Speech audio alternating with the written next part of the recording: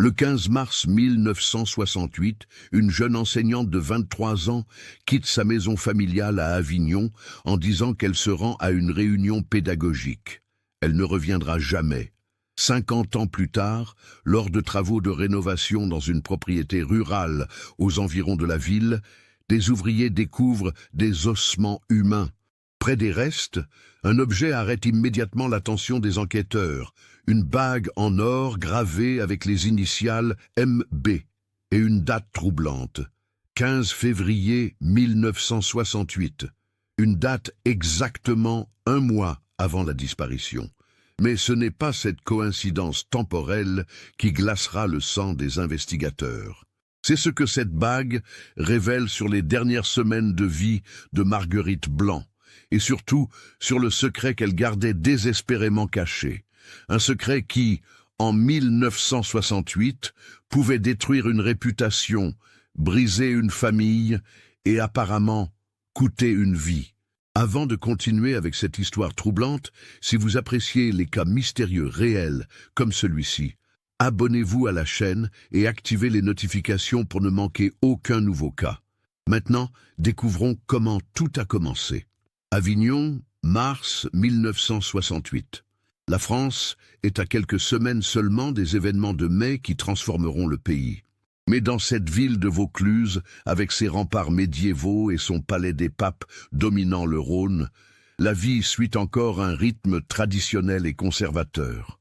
Les cafés de la place de l'Horloge se remplissent aux mêmes heures. Les cloches des églises rythment les journées et les conventions sociales règnent avec une autorité silencieuse mais absolue.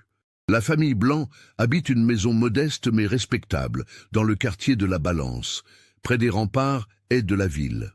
Henri Blanc, 52 ans, travaille comme employé administratif à la préfecture depuis plus de 25 ans. C'est un homme méticuleux, aux cheveux grisonnants, soigneusement peignés, qui porte toujours costume et cravate même le dimanche. Il lit le Méridional chaque matin, vote pour les gaullistes sans jamais en discuter publiquement, et considère que l'ordre et la respectabilité sont les piliers d'une vie bien menée. Son bureau à la préfecture est organisé avec une précision militaire, chaque document à sa place, chaque dossier classé selon un système que lui seul comprend parfaitement.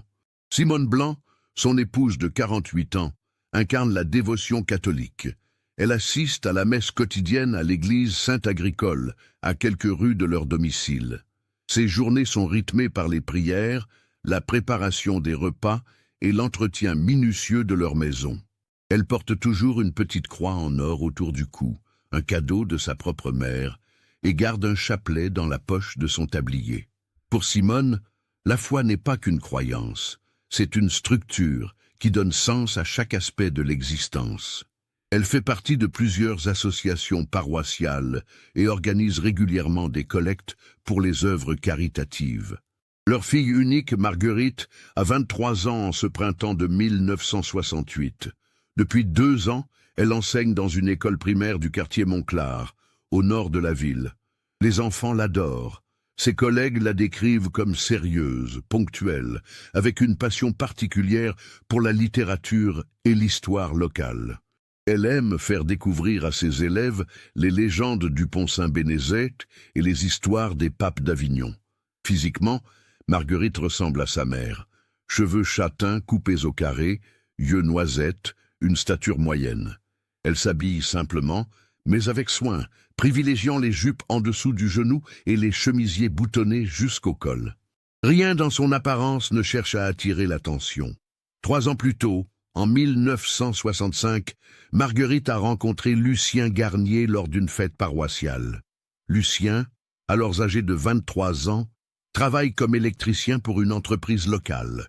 C'est un homme au visage franc, aux mains calleuses par le travail manuel, avec ce sourire facile qui met les gens à l'aise. Fils unique d'une veuve qui tient un petit commerce de mercerie rue de la République, Lucien représente aux yeux d'Henri et Simone un parti convenable, un métier stable, une famille honorable, pas de mauvaise fréquentation. Les fiançailles ont été officialisées en juin 1967. Le mariage est prévu pour septembre 1968, à l'église Saint-Agricole, bien sûr. Pourtant, ceux qui connaissent vraiment Marguerite savent qu'il existe une autre facette de sa personnalité, plus discrète. Elle aime lire, notamment des romans que son père jugerait inappropriés. Elle cache sous son lit des exemplaires de Bonjour Tristesse de Françoise Sagan et de L'écume des jours de Boris Vian. Elle fume parfois une cigarette en cachette lors de ses promenades solitaires le long des remparts. Et surtout, elle tient depuis ses 16 ans un journal intime, qu'elle garde soigneusement verrouillé dans le tiroir de sa table de nuit. Sa meilleure amie, Élise Fontaine, enseigne également dans une école primaire mais dans le quartier Saint-Ruf. Elles se sont connues pendant leur formation à l'école normale d'institutrices et depuis, elles se confient tout. Élise est plus audacieuse que Marguerite, plus ouverte aux changements qui commencent à souffler sur la France. Elle porte parfois des pantalons, écoute les Beatles et parle avec enthousiasme des mouvements étudiants. Mais elle respecte les choix plus prudents de son amie, comprenant la pression familiale qui pèse sur les épaules de Marguerite. Le quartier de la Balance où vivent les Blancs est typique d'Avignon. Des ruelles étroites où le Mistral s'engouffre avec violence certains jours, des façades aux volets de bois peints en bleu ou en vert, des platanes qui commencent à bourgeonner en ce mois de mars. Les voisins se connaissent tous, se saluent, échangent des nouvelles. Madame Calvière, la voisine du dessous, remarque tout ce qui se passe dans la rue. Monsieur Valentin, le boulanger du coin, connaît les habitudes de chaque famille. C'est ce type de communauté où rien ne reste longtemps secret, où chaque comportement inhabituel devient immédiatement sujet de conversation. En cette fin d'hiver 1968, la routine des Blancs semble immuable. Henri part chaque matin à 8 heures précises pour la préfecture. Simone s'occupe de la maison et fait ses dévotions. Marguerite enseigne du lundi au samedi matin, corrige ses cahiers l'après-midi et passe ses soirées en famille ou avec Lucien, toujours sous la surveillance bienveillante mais stricte de ses parents. Le dimanche, messe en famille le matin, déjeuner traditionnel, puis promenade digestive si le temps le permet. Mais sous cette apparence de normalité parfaite, quelque chose a changé chez Marguerite depuis le début du mois de février. Élise l'a remarqué la première. Son amie semble ailleurs, préoccupée. Elle a perdu l'appétit, ce qui ne lui ressemble pas. Ses cernes se sont creusées. Lors de leur conversation, elle se perd parfois dans ses pensées, comme si elle était confrontée à un problème qu'elle ne peut partager avec personne. Quand Élise lui demande si tout va bien, Marguerite répond toujours la même chose. C'est juste la fatigue, les élèves sont particulièrement agités en ce moment. Lucien aussi aperçut ce changement. Marguerite se montre plus distante, moins enthousiaste quand ils discutent des préparatifs du mariage. Quand il essaie de l'embrasser, elle détourne parfois la tête avec un sourire d'excuse. Elle invoque les maux de tête, le stress du travail. Lucien, qui n'est pas un homme particulièrement intuitif, mais qui aime sincèrement sa fiancée, commence à s'inquiéter. Il se demande si elle regrette leur engagement, si elle a rencontré quelqu'un d'autre. Mais ses pensées lui semblent absurdes. Marguerite n'est pas ce genre de femme. Le jeudi 14 mars 1968, Marguerite termine sa journée d'enseignement comme d'habitude. Selon ses collègues, elle semblait particulièrement nerveuse ce jour-là. Pendant la récréation de l'après-midi, la directrice de l'école l'a vue fumer une cigarette dans la cour, ce qui était inhabituel. Marguerite ne fumait jamais à l'école. Quand une collègue lui a demandé si tout allait bien, elle a simplement répondu « J'ai une décision importante à prendre ». En fin d'après-midi, vers 17 heures, Marguerite rentre chez elle comme chaque jour. Sa mère prépare le dîner dans la cuisine. L'odeur de la daube provençale emplit la maison. Henri n'est pas encore rentré de la préfecture. Marguerite monte directement dans sa chambre, ce qui n'est pas inhabituel. Elle a l'habitude de se changer et de se rafraîchir avant le repas du soir. Simone remarque que sa fille reste plus longtemps que d'habitude dans sa chambre. Vers 18 heures, elle l'appelle pour mettre la table. Marguerite descend et sa mère note immédiatement qu'elle a changé de tenue. Au lieu de sa jupe et de son chemisier d'enseignante, elle porte une robe plus élégante, bleu marine, et elle a mis du rouge à lèvres, ce qu'elle ne fait jamais en semaine. « Tu sors ce soir ?» demande Simone avec une pointe de surprise dans la voix. J'ai une réunion pédagogique à l'école, répond Marguerite sans regarder sa mère dans les yeux. La directrice veut discuter du programme du dernier trimestre. Je rentrerai vers 21h. Simone fronce les sourcils. Un jeudi soir, c'est inhabituel. Et pourquoi tu t'es mise sur ton 31 pour une réunion de travail? Marguerite s'agace légèrement. Maman, c'est juste une robe. Je n'ai pas envie de porter mes vêtements de la journée toute la soirée. Henri arrive à ce moment-là. Le sujet est clos. Ils dînent en famille. Mais Marguerite mange à peine, poussant la nourriture dans son assiette. À 19h30 précise, elle se lève, prend son manteau léger dans l'entrée et son sac à main en cuir marron. « Tu veux que je t'accompagne » propose Henri. « Il fait déjà nuit. »« Non, papa, l'école n'est qu'à 20 minutes à pied. Je connais le chemin par cœur. Fais attention au Mistral, dit Simone. Il souffle fort ce soir. Ce sont les dernières paroles qu'ils échangeront avec leur fille. Marguerite sort de la maison à 19h35. Madame Calvière, la voisine, la voit passer dans la rue. Elle note que la jeune femme marche vite, presque pressée, et qu'elle vérifie plusieurs fois l'heure à sa montre. Au bout de la rue, au lieu de tourner à gauche vers l'école Montclar, Marguerite tourne à droite en direction du centre-ville. À 20h, elle est vue par M. Arnoux qui tient un café Place Pie.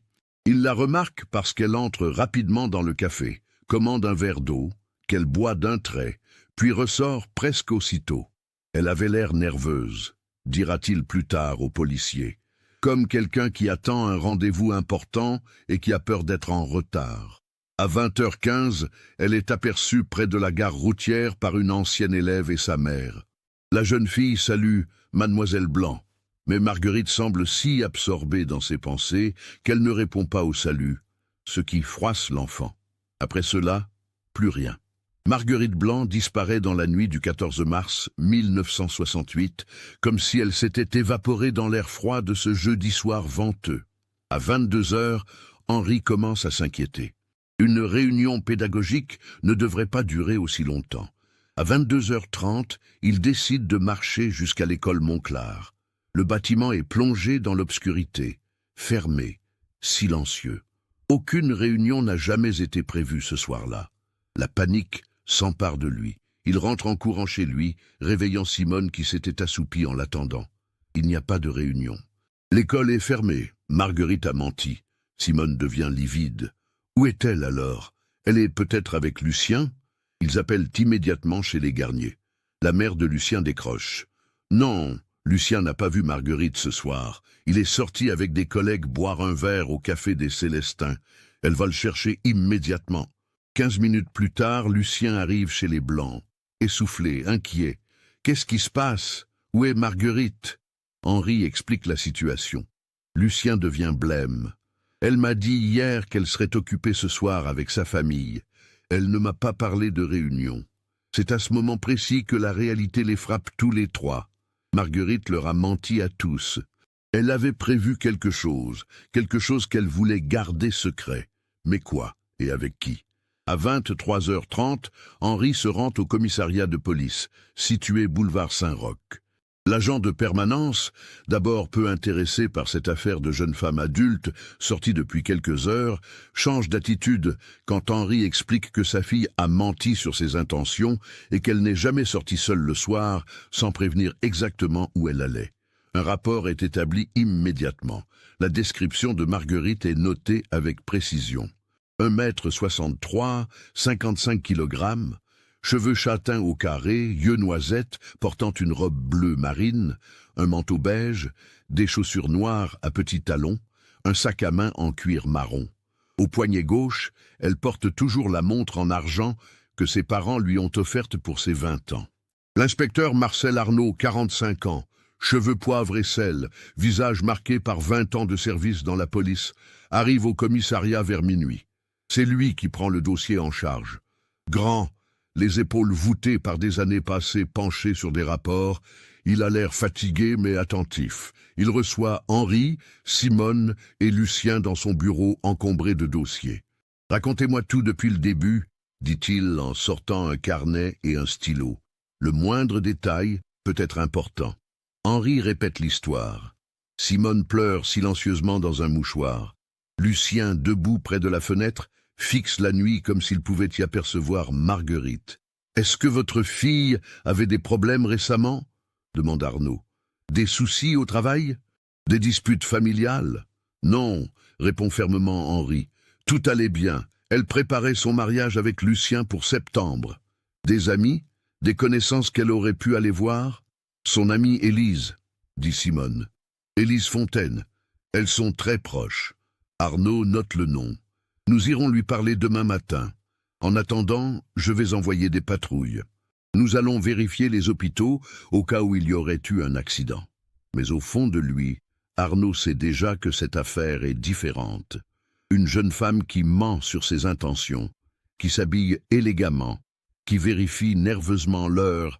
Elle avait rendez-vous avec quelqu'un. La question est, avec qui? Et pourquoi ce rendez-vous devait-il rester si secret qu'elle a menti à tout son entourage? La nuit du 14 au 15 mars 1968 est longue et terrible pour la famille Blanc. Personne ne dort. Simone prie sans arrêt, égrenant son chapelet jusqu'à ce que ses doigts soient engourdis. Henri reste assis dans le salon, immobile, comme pétrifié. Lucien fait les 100 pas, sortant régulièrement pour arpenter les rues du quartier, appelant le nom de Marguerite dans la nuit ventée. Au petit matin du vendredi 15 mars, l'inspecteur Arnaud et 2 agents se présentent à l'école Montclar. Ils interrogent la directrice et les collègues de Marguerite. Tous confirment qu'aucune réunion n'était prévue. La directrice ajoute un détail troublant. Marguerite m'a demandé hier matin si elle pourrait avoir un jour de congé la semaine prochaine, mercredi 20 mars, précisément. Elle a dit que c'était pour des raisons personnelles. Je lui ai donné mon accord. A-t-elle précisé ses raisons? Non, et je n'ai pas insisté. Marguerite est une employée exemplaire. C'était la première fois qu'elle demandait un congé en 2 ans. Arnaud se rend ensuite chez Élise Fontaine, qui habite un petit appartement rue Thiers. Quand elle ouvre la porte et voit les policiers, son visage se décompose. « C'est Marguerite, n'est-ce pas?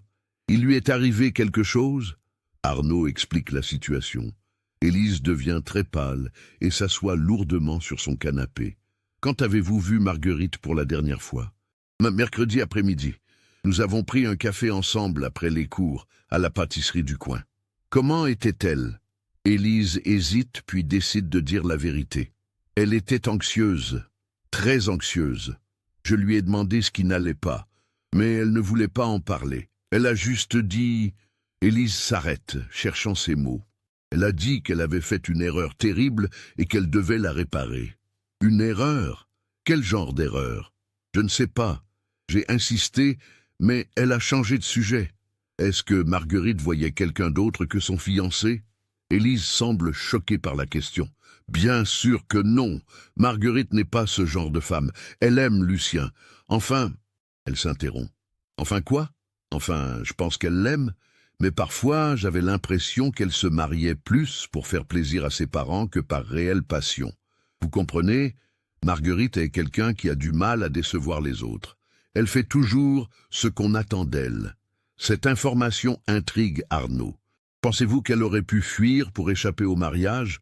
Non, si elle ne voulait pas se marier, elle l'aurait dit. Marguerite n'est pas lâche. Et puis, où serait-elle allée? Elle n'a pas beaucoup d'argent. Ses parents contrôlent tout. Les recherches s'intensifient le vendredi. Des policiers interrogent les commerçants, les chauffeurs de bus, les employés de la gare. Plusieurs personnes confirment avoir vu Marguerite le jeudi soir, mais personne ne l'a vue monter dans un bus, un train ou une voiture. Elle semble avoir disparu quelque part entre la gare routière et nulle part. Le samedi 16 mars, l'inspecteur Arnaud retourne chez les Blancs pour fouiller la chambre de Marguerite. Avec l'accord déchirant de Simone, il ouvre les tiroirs, les placards. Dans le tiroir de la table de nuit, il trouve le journal intime, fermé par un petit cadenas. Henri insiste pour l'ouvrir immédiatement. Arnaud force la serrure délicatement. Les dernières pages du journal datent du début février. Marguerite y exprime ses doutes sur le mariage, ses rêves d'une vie différente, sa fascination pour les récits de voyage. Mais rien qui indique une intention de fuir ou une liaison secrète. La dernière entrée, datée du 10 février, est particulièrement énigmatique. J'ai fait quelque chose aujourd'hui qui va tout changer. Je ne sais pas encore si j'ai fait le bon choix. Le temps me le dira. Qu'a-t-elle fait le 10 février ? Demande Arnaud aux parents. Ils ne s'en souviennent pas précisément. C'était un samedi. Marguerite avait dit qu'elle allait faire des courses en centre-ville avec Élise. Elle était rentrée vers 18h, apparemment normale. Arnaud retourne voir Élise. « Étiez-vous avec Marguerite le samedi 10 février ?»« Non. Elle m'a dit qu'elle avait des courses personnelles à faire. Je ne l'ai pas vue ce jour-là. » Un autre mensonge. Marguerite avait dit à ses parents qu'elle était avec Élise, et à Élise qu'elle avait des courses. Où était-elle réellement allée? Les jours passent, les semaines. Pas de corps, pas de témoins décisifs, pas de pistes solides. L'histoire fait la une du Méridional pendant plusieurs jours, puis diminue progressivement.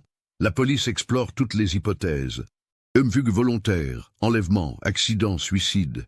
Des battues sont organisées dans la campagne environnante, le long du Rhône, dans les carrières abandonnées. Rien. La vie de la famille Blanc se transforme en cauchemar permanent. Simone sombre dans une dépression profonde, passant ses journées à prier et à pleurer. Henri vieillit de 10 ans en quelques semaines, ses cheveux deviennent complètement blancs. Lucien continue à travailler, mais ses collègues le trouvent changé, absent, comme vidé de l'intérieur. L'inspecteur Arnaud ne lâche pas l'affaire, mais sans nouvel élément, l'enquête piétine. Il est convaincu que la clé se trouve dans ce qui s'est passé le 10 février et dans cette erreur terrible que Marguerite avait évoquée avec Élise. Mais quelle erreur! Les mois qui suivent la disparition de Marguerite transforment irrémédiablement tous ceux qui l'ont connue.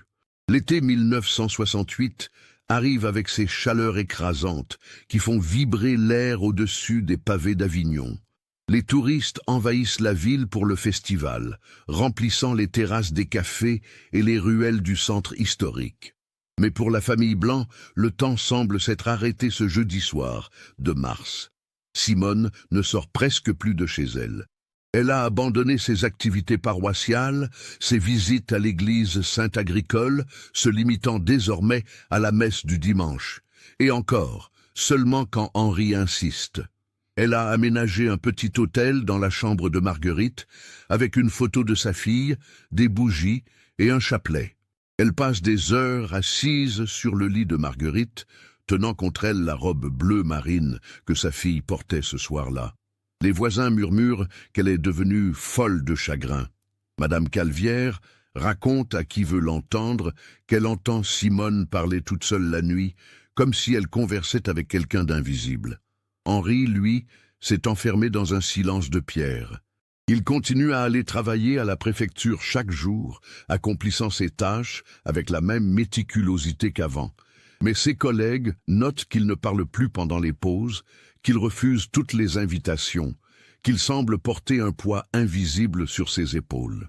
Le soir, il rentre directement chez lui et s'installe dans le salon avec les dossiers de la police qu'il a réussi à obtenir grâce à ses contacts professionnels. Il relit chaque rapport, chaque témoignage, cherchant un détail qui aurait échappé aux enquêteurs.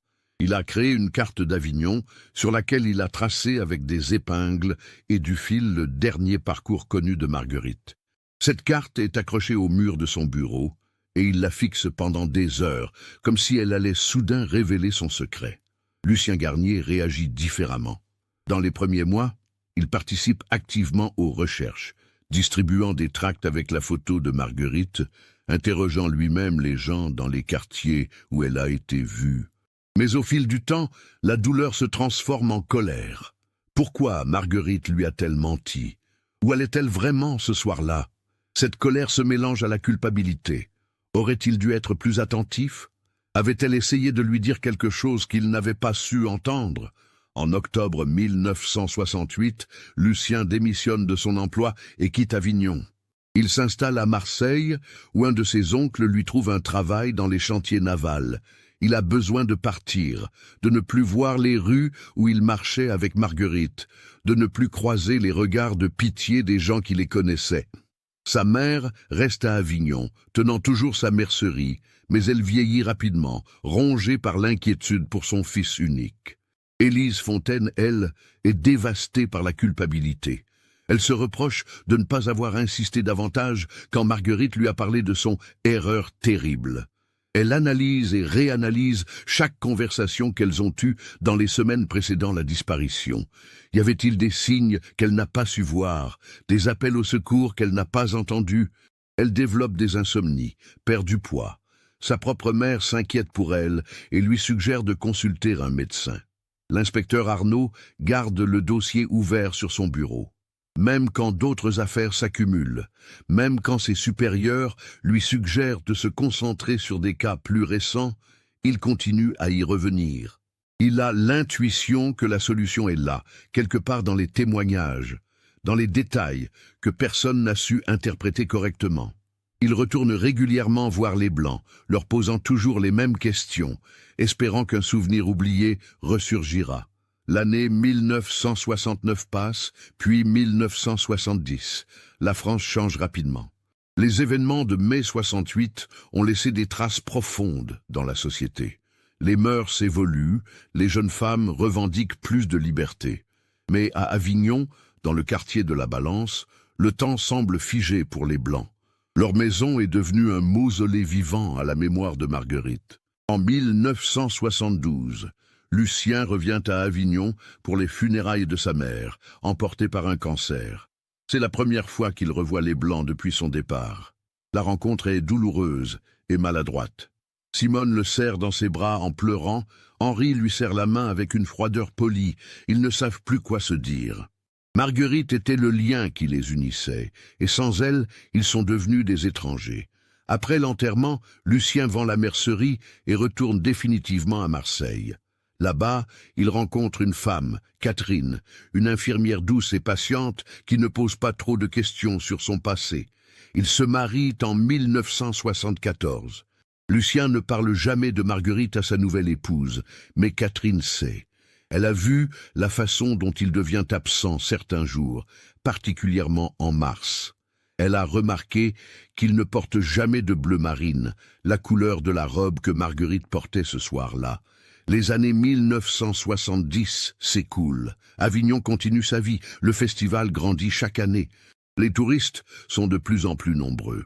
La ville se modernise. Mais dans certains foyers, le fantôme de Marguerite Blanc reste présent, aussi réel que s'il était assis à table avec eux.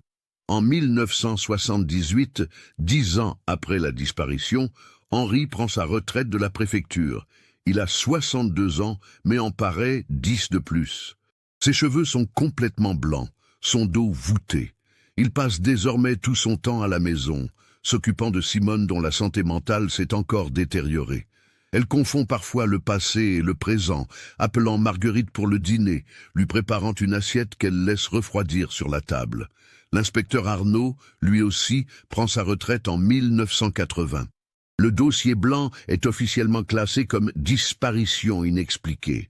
Mais il garde chez lui une copie de tous les documents. Jusqu'à sa mort, en 1995, il continuera à réfléchir à cette affaire. Sur son lit de mort, il dira à sa fille « J'aurais dû trouver. La réponse était là, sous mes yeux, mais je ne l'ai pas vue. » Élise Fontaine quitte l'enseignement en 1982. Elle ne supporte plus d'entrer dans une salle de classe sans penser à Marguerite. Elle se reconvertit comme bibliothécaire à la médiathèque municipale Ceccano. C'est un travail plus calme, où elle peut se perdre dans les livres, loin des regards et des questions. Elle ne s'est jamais mariée. Quand on lui demande pourquoi, elle répond simplement qu'elle n'a jamais rencontré la bonne personne. Mais la vérité est différente. Une partie d'elle est restée figée en mars 1968, incapable d'avancer vraiment. Henri Blanc meurt en décembre 1998 d'une crise cardiaque. Il avait 82 ans. Jusqu'au bout, il aura conservé la carte avec le dernier trajet de Marguerite accroché dans son bureau. Lors de l'enterrement, Simone, qui a désormais 78 ans et souffre de démence sénile, ne semble pas comprendre ce qui se passe. Elle cherche Marguerite du regard dans l'assistance. Simone survit à son mari jusqu'en juin 2003. Elle meurt dans une maison de retraite médicalisée, où elle a passé ses dernières années à parler à sa fille disparue, comme si elle était présente. Les infirmières racontent qu'elle semblait paisible, enfin réunie avec Marguerite dans son esprit malade. La maison familiale de la rue de la Balance est vendue par un cousin éloigné, seul héritier restant. Les nouveaux propriétaires, un jeune couple avec 2 enfants, ne connaissent rien de l'histoire tragique qui s'est jouée entre ces murs. Ils repeignent, rénovent, effacent, sans le savoir, les dernières traces matérielles de Marguerite Blanc. Lucien, installé à Marseille, a désormais 76 ans en 2018. Il a eu 2 enfants avec Catherine, aujourd'hui adultes avec leur propre famille. Il est grand-père de 4 petits-enfants. Sa vie a continué, mais le souvenir de Marguerite est toujours là, enfoui quelque part dans son cœur. Catherine est décédée en 2015 d'un cancer du sein. Sur son lit de mort, elle lui a fait promettre de parler enfin de Marguerite à leurs enfants. « Il faut que tu te libères de ce poids », lui a-t-elle murmuré. Mais Lucien n'a jamais tenu cette promesse. Élise Fontaine a pris sa retraite en 2010. Elle vit toujours à Avignon, dans le même petit appartement rue Thiers. Elle a 72 ans. Elle passe ses journées à lire, à se promener le long des remparts, à observer la ville qui a tellement changé depuis les années 60. Parfois, elle passe devant l'école Montclar, transformée et agrandie, et elle pense à son amie disparue. Elle garde toujours une photo de Marguerite sur sa table de nuit, prise lors d'une sortie scolaire en 1966. Sur cette photo, Marguerite sourit entourée d'enfants et elle semble heureuse et insouciante. C'est comme ça qu'Élise veut se souvenir d'elle. Le printemps 2018 arrive sur Avignon avec une douceur inhabituelle. Mars est particulièrement clément cette année-là, avec des températures qui atteignent déjà 20 degrés en milieu de journée. Les cerisiers sont en fleurs 2 semaines plus tôt que d'habitude. Les terrasses des cafés se remplissent de clients qui profitent du soleil. À une dizaine de kilomètres au nord-ouest d'Avignon, dans la commune de Villeneuve-lès-Avignon, se trouve une vieille propriété qui appartient depuis 3 générations à la famille Mercier. C'est un mas provençal typique, avec ses murs en pierre blonde, ses volets délavés par le soleil, entourés de 2 hectares de terrain en partie laissés à l'abandon. La propriété domine la vallée, offrant une vue magnifique sur Avignon et son palais des papes de l'autre côté du Rhône. Jean-Baptiste Mercier, 75 ans, est le dernier descendant de la famille. Veuf depuis 5 ans, il vit seul dans le mas depuis la mort de sa femme. Ses 2 fils vivent l'un à Lyon, l'autre à Paris, et ne reviennent que rarement. Jean-Baptiste a décidé de rénover la propriété pour la vendre. Il a besoin de partir dans quelque chose de plus petit, de plus facile à entretenir. Les 2 hectares sont trop lourds à gérer pour un homme de son âge. Il fait appel à une entreprise locale de travaux, dirigée par un certain Karim Benali, un homme d'une 40aine d'années, qui s'est fait une bonne réputation dans la région pour ses rénovations de mas anciens. L'équipe commence les travaux début mars. Le projet est ambitieux. Refaire la toiture, consolider les murs, rénover complètement l'intérieur et surtout aménager le grand terrain en friche. C'est dans cette partie du terrain, à environ 50 mètres de la maison principale, qu'il y avait autrefois une remise agricole. La structure s'est effondrée dans les années 90 et depuis, l'endroit est devenu un amas de pierres et de végétation. Des ronces ont tout envahi. Des figuiers sauvages ont poussé entre les décombres. Jean-Baptiste veut faire nettoyer tout cela pour créer un jardin paysager qui augmentera la valeur de la propriété.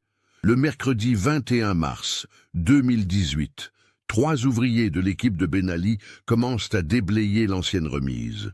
Ils utilisent une petite pelleteuse pour enlever les grosses pierres et les gravats. Vers 11 heures du matin, la pelleteuse heurte quelque chose de dur qui n'est pas de la pierre. L'ouvrier qui conduit l'engin, Merdi, un jeune homme de 28 ans, descend pour voir ce qui bloque le godet. Ce qu'il découvre le fait immédiatement reculer. C'est un tissu, ou ce qu'il en reste. Un morceau de textile bleu décoloré par le temps et les intempéries, à moitié enfoui dans la terre. Mehdi appelle ses collègues. Ensemble, ils commencent à dégager prudemment autour du tissu, d'abord avec leurs mains, puis avec des outils plus petits. Ce qu'ils trouvent les glaces d'horreur, des ossements, un crâne humain, des fragments de vêtements, et quelque chose qui brille faiblement dans la terre, un objet métallique. Mehdi sort immédiatement son téléphone et appelle son patron. « Monsieur Ben Ali, il faut que vous veniez immédiatement. On a trouvé un corps. Enfin, des ossements. » Karim Ben Ali arrive sur le chantier 15 minutes plus tard. Il regarde, pâlit et appelle immédiatement la gendarmerie. « Ne touchez plus à rien !» ordonne-t-il à ses ouvriers. « Personne ne bouge d'ici jusqu'à l'arrivée des gendarmes. » La brigade de gendarmerie de Villeneuve-les-Avignon arrive vers midi. Le capitaine François Durand, 42 ans, avec 15 ans d'expérience, est le premier à examiner la scène. Il sécurise immédiatement le périmètre avec du ruban jaune et appelle des renforts, ainsi que l'identité judiciaire et un médecin légiste. Jean-Baptiste Mercier, prévenu par Ben Ali, est sous le choc. « Je ne comprends pas », répète-t-il. « Cette remise appartenait à mon grand-père. Elle s'est effondrée il y a plus de 20 ans. Comment un corps peut-il être là ?» L'équipe de l'identité judiciaire arrive en début d'après-midi. Il commence le travail minutieux d'exhumation. Chaque pierre est retirée avec précaution. Chaque centimètre carré est photographié, mesuré, documenté. Le médecin légiste, le docteur Sophie Arnaud, nièce du feu inspecteur Marcel Arnaud, qui avait enquêté sur la disparition de Marguerite, supervise les opérations. Ce qui émerge progressivement du sol est un squelette humain presque complet, en position fœtale, enveloppé dans les restes d'une robe qui a dû être bleu marine. Les tissus sont en très mauvais état, mais certains fragments sont encore identifiables. À côté du corps, il trouve les restes d'un sac à main en cuir dont la fermeture métallique a mieux résisté au temps que le cuir lui-même. Et surtout, au niveau de la main gauche du squelette, il y a une montre en argent dont le mécanisme est complètement rouillé et une bague. La bague attire immédiatement l'attention. C'est un simple anneau en or, mais à l'intérieur, malgré 50 ans passés sous terre, une gravure est encore visible. Le docteur Arnaud nettoie délicatement l'objet et lit à voix haute « Monsieur B. 15 février 1968 ». Le capitaine Durand fronce les sourcils. « Monsieur B. février 68 ». Il se tourne vers son adjoint. « Vérifiez dans les fichiers des personnes disparues. Une femme, initiale M.B, disparue autour de 1968. Il ne faut pas longtemps pour trouver. Le dossier de Marguerite Blanc est toujours dans les archives, marqué comme non résolu. Quand le capitaine Durand lit le rapport original, rédigé par l'inspecteur Marcel Arnaud 50 ans plus tôt, il comprend immédiatement. La description correspond. Robe bleue marine, sac à main en cuir marron, montre en argent au poignet gauche. Mais c'est la bague qui pose question. Il n'y a aucune mention d'une bague dans le dossier original. Marguerite ne portait pas de bague ce soir-là, à part sa bague de fiançailles qu'elle avait d'ailleurs laissée chez elle. D'où vient cette bague gravée? Et pourquoi porte-t-elle une date du 15 février, exactement un mois avant sa disparition? Le docteur Arnaud poursuit son examen préliminaire sur place. Le corps est celui d'une femme jeune, entre 20 et 30 ans, déclare-t-elle. La datation précise nécessitera des analyses en laboratoire, mais l'état de décomposition et les objets trouvés correspondent à un enterrement datant d'environ 50 ans. Elle examine le crâne avec attention. Il y a une fracture importante à l'arrière du crâne. Ça pourrait être la cause du décès, mais je ne peux rien affirmer sans une analyse complète. Le capitaine Durand sait qu'il doit prévenir les proches. Mais après 50 ans, qu'y reste-t-il? Il consulte le dossier. Les parents sont décédés. Le fiancé. Il trouve une adresse à Marseille pour un certain Lucien Garnier. La meilleure amie, Élise Fontaine, habite toujours à Avignon selon les registres. En fin d'après-midi, 2 gendarmes se présentent à l'appartement d'Élise, rue Thiers. Quand elle ouvre la porte et voit les uniformes, elle sait immédiatement. Après 50 ans d'attente, la vérité vient enfin la trouver. « Mademoiselle Fontaine, nous devons vous parler de Marguerite Blanc. » Élise les fait entrer. Ses mains tremblent légèrement quand elle leur sert du café. « Vous l'avez trouvée, dit-elle. Ce n'est pas une question. Oui, des restes ont été découverts ce matin lors de travaux de rénovation. L'identification n'est pas encore officielle, mais plusieurs éléments correspondent au dossier. Où? À Villeneuve-les-Avignon. Dans une propriété privée, sous les décombres d'une ancienne remise. Élise ferme les yeux. Villeneuve-les-Avignon, répète-t-elle doucement. Elle n'avait aucune raison d'aller là-bas. Nous ne connaissions personne dans ce coin. Les gendarmes lui montrent une photo de la bague. Reconnaissez-vous cet objet? Marguerite Blanc portait-elle une bague comme celle-ci? Élise examine la photo, lit la gravure. Son visage change. Non, je ne lui ai jamais vu cette bague. Et regardez la date, 15 février. C'était... Elle s'interrompt, réfléchissant intensément. C'était un jeudi. Vous en souvenez-vous? Non, pas précisément, mais quelque chose dans son comportement a changé autour de cette période. Je le lui ai dit à l'époque, au policier. Début février, Marguerite est devenue différente, anxieuse, préoccupée. Élise regarde de nouveau la photo. Une bague gravée avec une date, c'est le genre de chose qu'on offre pour marquer un événement important, un anniversaire, ou... Elle hésite. Ou quoi? Ou une promesse.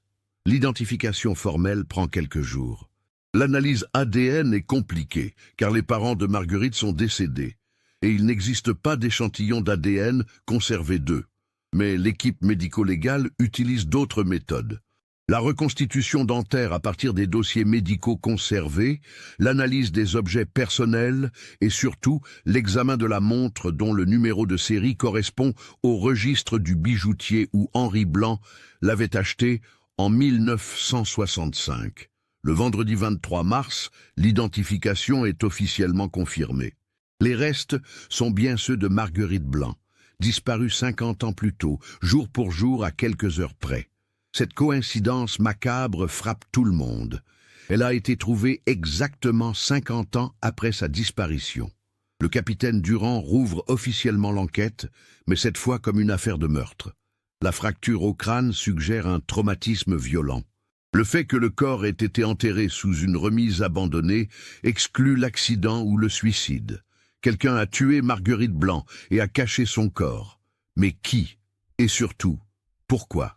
Durand constitue une équipe avec 2 autres enquêteurs. Il commence par réinterroger tous les témoins encore vivants. Élise Fontaine est la première sur leur liste. Lors d'un interrogatoire approfondi au commissariat d'Avignon, Élise raconte tout ce dont elle se souvient. Elle parle des doutes de Marguerite sur son mariage, de son changement de comportement début février, de cette phrase troublante sur l'erreur terrible qu'elle devait réparer. « Avez-vous réfléchi depuis à ce que cette erreur pouvait être ?» demande Durand. Pendant 50 ans, répond Élise avec un sourire triste. J'y ai pensé pendant 50 ans. Au début, j'ai cru qu'elle avait peut-être rencontré quelqu'un d'autre, qu'elle avait eu une liaison, mais ça ne lui ressemblait pas. Marguerite était incapable de trahison. Et maintenant? Qu'en pensez-vous maintenant? Élise montre la photo de la bague.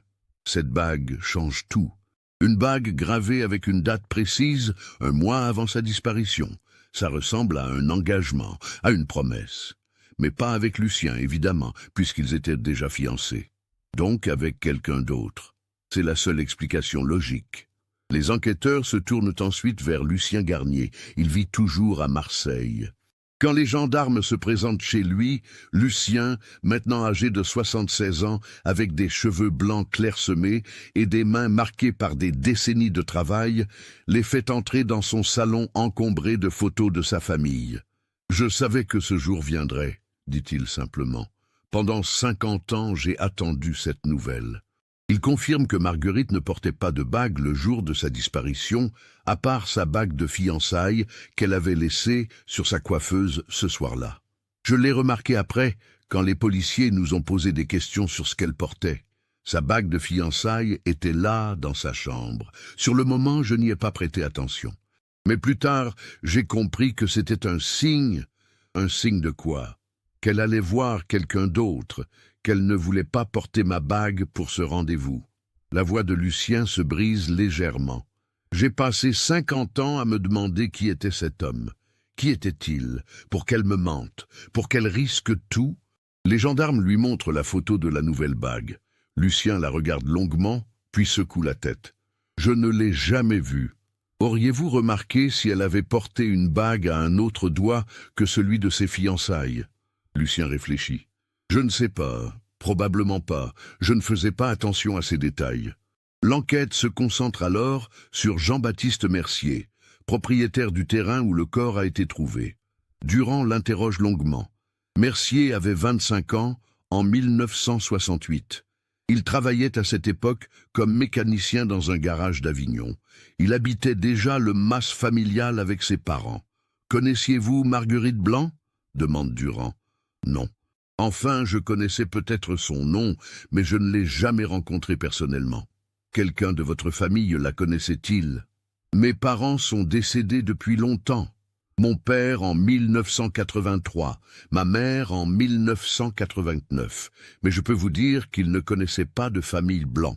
Ce que quelqu'un d'autre avait accès à votre propriété en 1968 ? Mercier réfléchit. La propriété n'était pas fermée comme aujourd'hui. Il y avait juste un portail en bois qu'on ne fermait jamais à clé.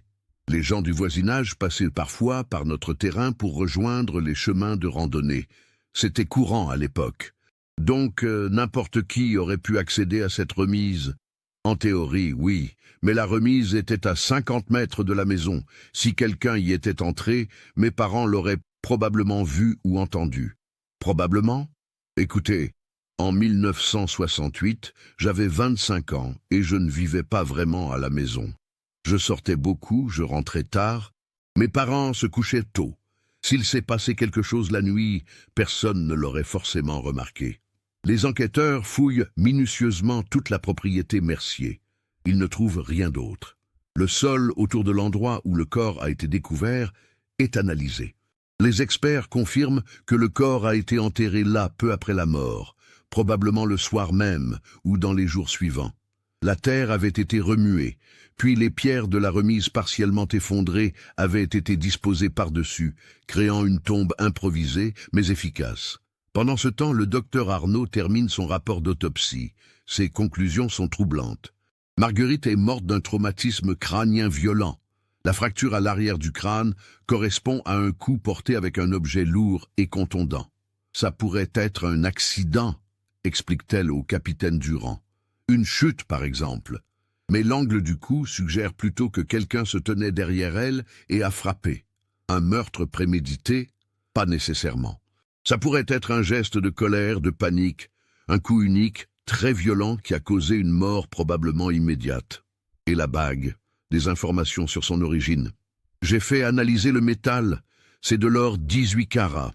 Un alliage courant en France dans les années 60. La gravure a été faite de manière professionnelle, probablement par un bijoutier. J'ai vérifié. Il y avait 3 bijoutiers à Avignon en 1968 qui proposaient ce service. Durand envoie ses adjoints vérifier auprès de ces 3 bijouteries. Une seule existe encore aujourd'hui, tenue maintenant par le petit-fils du propriétaire original. Malheureusement, les registres de 1968 n'ont pas été conservés. Mon grand-père ne gardait les archives que 5 ans, explique le bijoutier actuel. Après, il détruisait tout pour gagner de la place. Un autre élément intrigue les enquêteurs. Pourquoi Marguerite se rendait-elle à Villeneuve-lès-Avignon ce soir-là ? Ce n'est pas sur le chemin entre sa maison et l'école Montclar. Ce n'est pas un quartier qu'elle fréquentait habituellement. Les témoins l'ont vue près de la gare routière à 20h15. Durand vérifie les horaires de bus de l'époque. Il existait une ligne qui reliait Avignon à Villeneuve-lès-Avignon, avec un départ à 20h30 de la gare routière. Le trajet durait environ 25 minutes. Si Marguerite a pris ce bus, elle serait arrivée à Villeneuve vers 20h55. La propriété Mercier se trouve à environ 15 minutes à pied de l'arrêt principal. Elle aurait donc pu être sur place vers 21h10. Les Blancs ont signalé sa disparition vers 23h. Une fenêtre temporelle de 2 heures. Largement suffisant pour qu'un drame se déroule. Mais pourquoi allait-elle là-bas ? Durand fait diffuser un appel à témoins dans la presse locale et régionale.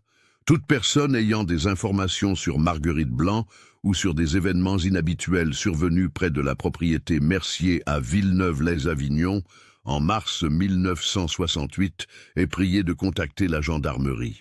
Élise voit l'appel dans le journal. Elle reste assise longtemps avec le journal ouvert devant elle, fixant la photo de Marguerite, cette photo qu'elle connaît par cœur. Et soudain, un souvenir lui revient. Un souvenir qu'elle avait complètement oublié, enfoui depuis 50 ans. C'était début février 1968, un samedi après-midi. Elle avait croisé Marguerite par hasard, rue de la République, près d'une petite imprimerie qui faisait aussi photocopies et cartes de visite. Marguerite sortait de la boutique avec une petite enveloppe Kraft à la main. Quand elle avait vu Élise, elle avait eu un mouvement de surprise, presque de panique, et avait rapidement glissé l'enveloppe dans son sac. « Qu'est-ce que tu fais là ?» en avait demandé Élise. « Oh, juste des photocopies pour l'école », avait répondu Marguerite, trop vite, trop nerveusement. Sur le moment, Élise n'y avait pas prêté attention. Mais maintenant, avec le recul, ce détail prenait une toute autre dimension. Marguerite mentait. Elle ne faisait pas de photocopies pour l'école. Que faisait-elle vraiment dans cette imprimerie? Élise se rend immédiatement au commissariat et demande à voir le capitaine Durand. Elle lui raconte ce souvenir retrouvé. « Quelle imprimerie ?» demande Durand. « Je crois qu'elle s'appelait Imprimerie Lawrence. C'était rue de la République, près de la place de l'Horloge. » Durand vérifie. L'imprimerie n'existe plus depuis les années 90, mais il retrouve l'adresse exacte. Le propriétaire, M. Lawrence, est décédé en 2005. Cependant, sa veuve vit encore dans une maison de retraite à Avignon. Durand va la voir. Madame Lawrence a 92 ans. Sa mémoire est fragile, mais quand Durand lui montre la photo de Marguerite et lui parle de février 1968, quelque chose s'allume dans ses yeux. « Une jolie jeune femme brune », murmure-t-elle. « Oui, je me souviens. Elle voulait faire graver quelque chose. Mon mari s'occupait aussi de gravure sur bijoux, vous savez. C'était un service qu'il proposait. » « Graver quoi ?»« Une bague. Une petite bague en or simple. Elle avait apporté la bague et un papier avec ce qu'elle voulait faire graver. » Madame Lawrence se concentre, fouillant dans sa mémoire. Elle était nerveuse. Elle a demandé si c'était confidentiel, si personne ne saurait. Mon mari lui a assuré que oui. Elle a payé en liquide et elle est revenue chercher la bague une semaine plus tard. Vous souvenez-vous de la gravure? Des initiales, MB et une date. Je ne me souviens plus exactement, mais c'était en février, je crois. Le 15 février, Marguerite a fait graver cette bague elle-même, avec ses propres initiales et cette date spécifique. Mais pourquoi? Et à qui était-elle destinée? Cette découverte change complètement la direction de l'enquête. Si Marguerite a fait graver la bague elle-même, cela signifie qu'elle voulait l'offrir à quelqu'un. Un cadeau, une promesse. Mais à qui? Et que représentait la date du 15 février? Durand et son équipe reprennent tous les témoignages, toutes les déclarations, cherchant le moindre indice qui aurait pu être négligé. Ils réinterrogent Élise. Essayez de vous souvenir de tout ce que Marguerite a dit ou fait au mois de février 1968, le moindre détail, même qui semble insignifiant. Élise ferme les yeux, se concentrant. Elle était préoccupée, fatiguée. Elle avait des nausées le matin. Je me souviens lui avoir suggéré qu'elle couvait peut-être une grippe, mais elle a ri nerveusement et changé de sujet. Durand et le docteur Arnaud échangent un regard. « Des nausées matinales », répète le docteur. « C'est un symptôme classique. »« De quoi ?» demande Élise. « De grossesse. » Le silence s'abat dans la pièce. Élise devient livide. « Non, non, ce n'est pas possible. Marguerite n'aurait jamais... Elle était vierge. Elle et Lucien attendaient le mariage pour... C'est comme ça qu'on faisait à l'époque. Êtes-vous certaine qu'elle attendait avec Lucien ? Demande doucement Durand. Elle me l'avait dit. Elle me disait tout. Mais même en prononçant ces mots, Élise réalise qu'ils sonnent faux. Marguerite ne lui disait pas tout. Elle lui avait caché quelque chose d'énorme. Le docteur Arnaud retourne examiner les ossements avec cette nouvelle hypothèse en tête. Elle cherche des traces, des indices, et elle les trouve. Au niveau du bassin, de minuscules fragments d'os qu'elle avait d'abord attribués à des dommages post-mortem. Mais en y regardant de plus près, en les analysant plus minutieusement, elle comprend. Ce sont des restes d'un fœtus. Très petit, probablement âgé de 8 à 10 semaines. Marguerite Blanc était enceinte quand elle est morte. Enceinte de 2 mois environ, ce qui place la conception début janvier 1968. Cette révélation bouleverse complètement l'affaire. En 1968, dans une famille catholique conservatrice comme les Blancs, une grossesse hors mariage était une catastrophe absolue, une honte indicible. Cela explique tout. L'anxiété de Marguerite, ses mensonges, son changement de comportement. Elle était enceinte et terrifiée. Mais de qui? Lucien jure qu'il n'a jamais eu de relations intimes avec Marguerite. « Nous attendions le mariage », insiste-t-il, les larmes aux yeux. « C'était important pour elle, pour ses parents. Je l'aimais, je respectais ça. » Il accepte de faire un test ADN pour prouver qu'il n'est pas le père. L'analyse ADN prend plusieurs semaines. Pendant ce temps, Durand continue d'enquêter. Si ce n'était pas Lucien, qui était le père? Qui Marguerite voyait-elle en secret? Il retourne voir Jean-Baptiste Mercier. Cette fois, il pose des questions plus directes. « Monsieur Mercier, en janvier ou février 1968, avez-vous eu une relation avec Marguerite Blanc ?» Mercier semble sincèrement choqué. « Quoi? Non! Je vous ai dit que je ne la connaissais même pas. Pourtant, son corps a été trouvé sur votre propriété. Elle s'y est rendue le soir de sa disparition. Elle devait avoir une raison d'aller là-bas. Je ne sais pas pourquoi, je vous jure que je ne la connaissais pas. » Durand n'est pas convaincu, mais il n'a aucune preuve. Il fait surveiller discrètement Mercier, mais l'homme de 75 ans ne fait rien de suspect. Puis, 3 semaines après le début de l'enquête, un coup de téléphone fait tout basculer. C'est une femme âgée, une certaine Madame Gaston, qui appelle en réponse à l'appel à témoins. Elle avait 85 ans et vivait à Villeneuve-les-Avignon depuis toujours. « J'ai vu votre annonce dans le journal, » dit-elle, à propos de cette jeune femme disparue en 68. Je crois que je l'ai vue ce soir-là. Durand se rend immédiatement chez elle. Madame Gaston habite une petite maison à quelques centaines de mètres de la propriété Mercier. Elle lui explique qu'en mars 1968, elle avait 35 ans et promenait souvent son chien le soir. Le 14 mars, il faisait froid mais sec. Je suis sorti vers 21h avec mon chien. En passant près de la propriété des Mercier, j'ai vu une jeune femme qui marchait vite sur le chemin. Elle portait un manteau clair. Elle avait l'air pressée, inquiète. L'avez-vous vue rencontrer quelqu'un? Non, je ne suis pas resté. Mais en revenant peut-être 20 minutes plus tard, j'ai entendu des voix. Des voix qui venaient de la propriété Mercier. Une voix d'homme et une voix de femme. Ils se disputaient. Vous souvenez-vous de ce qu'ils disaient? Pas précisément. Mais la femme pleurait. Elle disait quelque chose comme « tu avais promis » ou « tu m'avais promis ». L'homme avait une voix forte, en colère. Je n'ai pas voulu m'approcher. Ce n'était pas mes affaires. Pourquoi n'avez-vous rien dit à la police à l'époque? Madame Gaston baisse les yeux. Parce que je ne savais pas qu'il s'était passé quelque chose de grave. J'ai appris la disparition de la jeune femme quelques jours plus tard. Mais je n'ai pas fait le lien. Et puis, les Mercier étaient une famille respectable. Je n'allais pas les accuser sans preuve.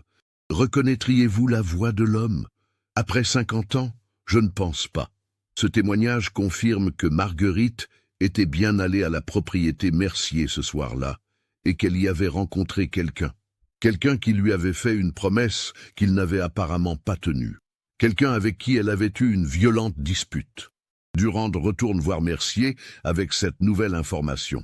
Cette fois, il est plus insistant. « Monsieur Mercier, un témoin a entendu une dispute sur votre propriété le soir du 14 mars 1968, entre un homme et une femme. La femme pleurait et parlait d'une promesse non tenue. » Mercier pâlit. Il reste silencieux un long moment, puis finalement il s'effondre. « Ce n'était pas moi, » murmure-t-il. « C'était mon père. » Jean-Baptiste Mercier s'assoit lourdement dans son fauteuil, le visage entre les mains. Après 50 ans de silence, les mots sortent enfin, douloureux, comme une confession longtemps retenue. Mon père s'appelait Alain Mercier. Il avait 48 ans en 1968. Il travaillait comme contremaître dans une usine textile à Avignon. C'était un homme dur, autoritaire, habitué à ce qu'on lui obéisse. Ma mère était docile. Elle ne le contredisait jamais. Durand enregistre chaque mot. Continuez. En janvier 1968, j'ai remarqué que mon père était différent. Il rentrait tard le soir, il était distrait. Ma mère ne disait rien, mais je voyais bien qu'elle était malheureuse. Un jour, je l'ai suivie. Jean-Baptiste lève les yeux vers Durand. Il retrouvait une femme, une jeune femme. Il se voyait dans un petit café près de la place de l'Horloge. Marguerite Blanc. Je ne connaissais pas son nom à l'époque. Je l'ai appris plus tard, quand sa disparition a été annoncée dans les journaux. J'ai reconnu son visage. Jean-Baptiste se lève, marche jusqu'à la fenêtre. Mon père était marié depuis 25 ans. Il n'avait jamais regardé une autre femme. Mais elle était jeune, belle, intelligente. Il en était obsédé. Comment se sont-ils rencontrés? À l'usine. Elle était venue avec sa classe visiter l'usine dans le cadre d'un projet pédagogique en décembre 1967. Mon père l'a remarqué. Il a trouvé un prétexte pour lui parler. Et puis, Jean-Baptiste secoue la tête. Il lui a fait croire qu'il allait quitter ma mère pour elle. Il lui a promis une vie meilleure. Elle l'a cru. Les pièces du puzzle s'assemblent enfin. Marguerite, si sage, si obéissante, était tombée amoureuse d'un homme marié de 25 ans, son aîné. Un homme qui lui avait promis le monde. Le 15 février 1968, ils avaient scellé leur engagement d'une bague gravée. Mais quelques semaines plus tard, Marguerite avait découvert qu'elle était enceinte. Qu'est-il passé le 14 mars? Mon père m'a tout raconté des années plus tard, sur son lit de mort en 1983. Il gardait ce secret depuis 15 ans et ça le rongeait. Jean-Baptiste revient s'asseoir, les épaules voûtées. Marguerite lui avait dit qu'elle était enceinte quelques jours avant. Elle voulait qu'il tienne sa promesse, qu'il quitte ma mère, qu'ils partent ensemble, quelque part où personne ne les connaîtrait. Mais mon père, il a paniqué. Il réalisait soudain ce qu'il avait fait. Il ne voulait pas perdre sa famille, sa réputation, sa vie. Il lui a dit qu'il ne pouvait pas quitter ma mère, que c'était impossible. Et Marguerite, elle ne comprenait pas. Elle pensait qu'il l'aimait vraiment. Elle a insisté. Elle lui a donné rendez-vous à Villeneuve, sur notre propriété, parce que c'était isolé et que personne ne les verrait. Elle voulait lui parler une dernière fois, le convaincre. Jean-Baptiste ferme les yeux. Mon père y est allé. Il pensait pouvoir la raisonner, lui expliquer qu'elle devait oublier tout ça, peut-être lui donner de l'argent pour qu'elle parte ailleurs se faire avorter. Mais Marguerite était désespérée. Elle pleurait, elle criait.